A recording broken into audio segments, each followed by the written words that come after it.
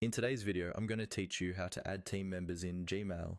This is really useful if you want someone else, like an assistant or a colleague, to help manage your inbox, reply to emails on your behalf, or keep an eye on important messages without sharing your password. In Gmail, this is done through something called mail delegation. Let's walk through it step by step. First, open your Gmail account in a web browser.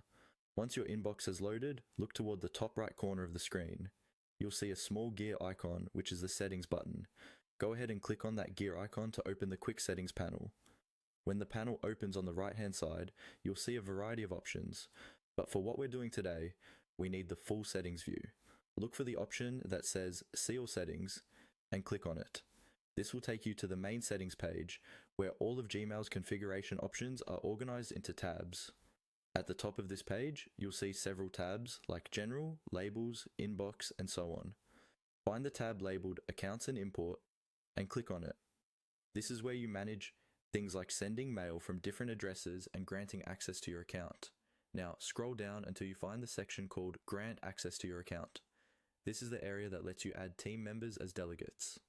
Here, Gmail explains that people you grant access to will be able to read your emails and send messages on your behalf. Take a moment to consider who should have this level of access and only delegate to people you fully trust. In this section, click on the link that says Add Another Account. A new window or pop-up will appear. Gmail will then guide you through the on-screen prompts. You'll typically be asked to enter the email address of the person you want to add as a delegate. Type in their email carefully, because any mistakes mean the wrong person could receive an invitation.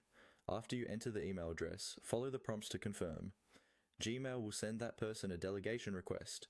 They'll need to accept it on their side before they can start accessing your mailbox.